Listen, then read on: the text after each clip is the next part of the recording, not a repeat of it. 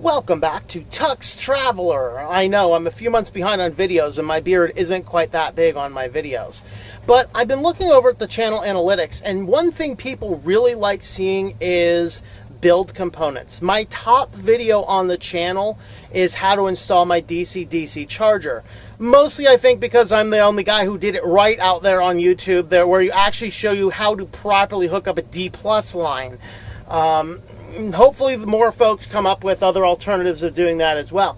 But also another top video I have on my channel is actually my newer video on installing the USB ports on the front of the van, which are allowing me to run my GPS and my dashboard cam without taking up my USB ports on the front. So apparently people really like the van build type stuff. Also, of course, my van tour has consistently been a top 10 video every month since I've uploaded it almost 8, 9, 10 months ago, I forget. So we're going to just start intermingling my travel videos with a little bit of advice on van builds and things like this. And we talk about computers and power. This is something I know quite a bit because I'm a bit of a computer and a tech geek. I mean, I have like 10 computers built into the walls of this van, and today what I'm going to do is I'm going to show you how I built laptop chargers into it. So I realize not everybody's going to go around with like a desktop computer literally built into your wall like I have right here. Most of us van dwellers will have a laptop, and I'm going to talk today about how to charge those laptops.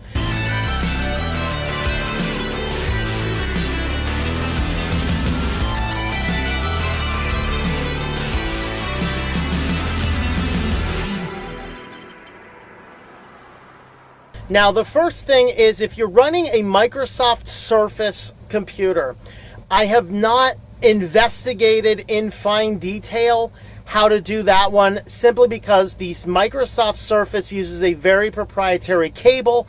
I do not know if there is an off-grid way. They might have a DC charger that you would plug into like a car charger port. If they do, that's easy. Just build in a simple car charger port, get one of those adapters, and you're all set. But as far as plugging them in such a way that makes a lot of sense, I have not found a way specifically to do that. Now, as far as your Apples, if you have the older style Apple with the mag charger, that one there, same as the Surface. If they make a DC charger, I didn't investigate it because I don't generally use Apple. What I did investigate, though, is the newer Apple computers, because they switched a while back, I don't know, 3 or 4 versions back, they switched to a USB-C charging port. And with those, it's quite easy. What you're going to do is they actually will make the charging ports for those that you can plug right on into your van, that specifically you need the ones that output 65 watts. Here I'm going to show you what I'm talking about. So I've built into my van several of these charging ports. This one's operated by this switch right here. When it's turned on, I get an output of the current battery voltage. You can see it's a little bit off. 13.6 is more accurate. 13.4 is what this is putting. This is a quick charge port, and this is USB Type-C. Now, this one up here, the USB Type-C, is probably not 65 watts. This is mostly designed for a quick charger cell phone, which I think is 20 watts if I remember. I don't know. I generally don't quick charge cell phones unless I absolutely have to. It sustains the battery longer if you can slow charge them over time. But I do have one such port that has this USB port and this USB port. However, if you scroll yourself on over to Amazon and you search for a 12 volt DC to USB-C 65 watt, you will find this product here. And let me open this guy up on the tab. So what you see here is this is the Quick Charge 3, and this output is 65 watts. This is what you need to power one of the new Macs. So simply plug this guy into your batteries, and let me show you guys how this guy is wired in. It's quite simple. So if you look at the back of this guy here, it simply has 2 wires on this, just on your standard clips. Now I have mine wired over onto the switch, which means my red line here goes over to the red line on the switch, and then the second red line here goes up to a power block here. This is a power block distribution, and then this power block distribution actually goes right down to my DC fuse block. So that is volted in. I don't know, I probably have that on a 5 or 10 amp fuse is what I have. Clearly not running a 65 watt port on that. So that is actually how you're going to wire those guys in, and I have a bunch of them wired in. There's one there. I got one there. This one's usually the one that I use. I have one up here, which is actually toggled by a separate switch. This is actually my mood lighting.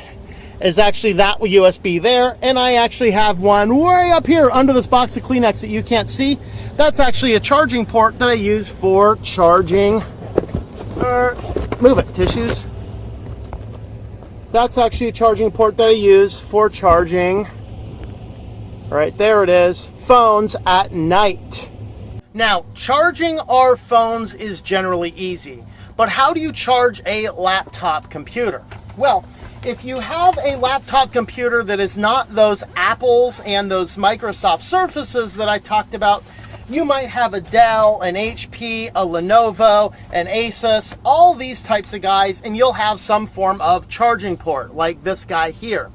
Well, these guys will usually come with your standard power brick, which is one of these. So of course this guy here plugs into your inverter, and then you can run it. So you're going from 12 volt and through an inverter to lose 5 to 10% efficiency, shoot out 110 volt, plug into this guy that's going to lose another 10% efficiency, dropping 110 volts down to 19 volts. Well, that's a lot of conversion. And what I want to tell you is that you can actually get a 12 to 19 volt conversion. Do your conversion once, directly DC to DC, you're going to greatly increase your efficiency. And that is what you will notice down here. This block is right here. And I have 3 of these built in. One of my monitors, this guy here, is a 19 volt monitor, so I built one of these inside of this block here. Okay, the other one is for the computer that sits right up here. That is basically, those use a laptop type approach. That is also a 19 volt computer. And so I have another one of those built into my chamber. And then I got this one, which is explicitly my laptop charger. So what I'm doing here is I'm running a line from inside of here. There's a bunch of wires, and then there are a couple power distribution blocks that I built inside of this guy here. And then what I'm doing is you run those out to your input feed lines on this, and this will input a 12 volt and it will output on the other side a 19 volt. Now, all of your laptop computers, generally speaking, are going to be 19 volt. Lenovo's sometimes are 20 volt, but a difference between 1 volt on a charging system is not going to be significant. It's still going to work either case. The only problem is, what do you put on the other end of that? So what I did here is, you'll notice I also have this little guy right here. This is actually an 8 volt output. So this guy, because I do a lot of filming in the van, putting a camera here and pointing it this way, this actually allows me to plug a camera battery into this so I can run my camera battery off of my battery bank in the van. Okay, but when I'm not using that, I have another one, which is right here on a little bit longer cable that I just keep up here with a zip tie, and then when I need it, pull that guy out, and then I can slide this cable all over. Now this type of output here is your standard 5.5 by 2.1 port that looks like this. So you can get these guys, are all over the place. You can buy boxes and packs of them. I keep piles of them on hand. I think I have another 10 or 15 more that I just recently ordered because this was my last one in my first kit. And so what I basically did is, on the output side, is I attached this guy to one of these guys here. Now the question is, can you charge your computer off of this port? Probably not.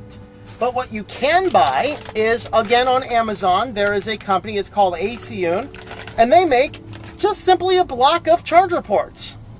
And every one of these on the back is your standard 5.5 by 2.1, and they just slide right on the tip. So you can get these, and they have so many of these things of every size, shape, variety. We have weird things, we have standard things, we have big things, we have little things, we have odd things, we have things that I don't even know how in the world you'd possibly get them to work. And we even have a few of them that literally transport the 2.1 to 5.5 to a 2.1 5x5. Why? I have no earthly idea, but they exist. But when you buy this kit, the one you want is this block here, is the only one I keep out. The rest of these stay inside my storage because this is an HP computer and an old style Dell. This is an HP computer and a new style Dell. And this is a Lenovo tip. So by utilizing a simple 12 volt to 19 volt step-up converter, these little guys here, which are nice and easy to work with, and one of these pack of charger ports, you can plug directly into your battery and you can charge your laptop computer without any real issues. Now, the only difference that I have in my system here is since I have two of these converters, I actually have an additional one of these ports. This is a standard 12 volt output line, and that is the female port. That looks like this one here. And so I basically take my female port as an output. This is your standard 12 volt output, and I just connect together whichever one doesn't fly away. It's like, I don't want to go to that mail. Ah! All right. And so you just connect them together, and now I'm running power to either my camera battery or my laptop charger. So that's how you can actually build a laptop charger onto a 12 volt system into your van. So if you have a good house battery, you know that you can run the extra power off of it. This is the steps that you can take. Now, I will have all of the products that I'm talking about here from Amazon linked below. Those are going to be affiliate links. If you don't want to use affiliate links, you can search them all up by name without using it. If you do use the affiliate link, that will help support the channel. So I'll go ahead and include those down there on the bottom. So thanks for watching, guys. Let me know what other things you'd like to see as far as the van build. Otherwise, I'll just kind of do a few van build things intermittently throughout the channel here as I see fit or want to particularly film them. But if you tell me things you want to see in the comments, I'll go ahead and prioritize those ones. So thanks for watching, everybody. Subscribe to the channel if you've not already done so. Hit that notification bell. Share this video far and wide, and we will see you a little bit further down the road.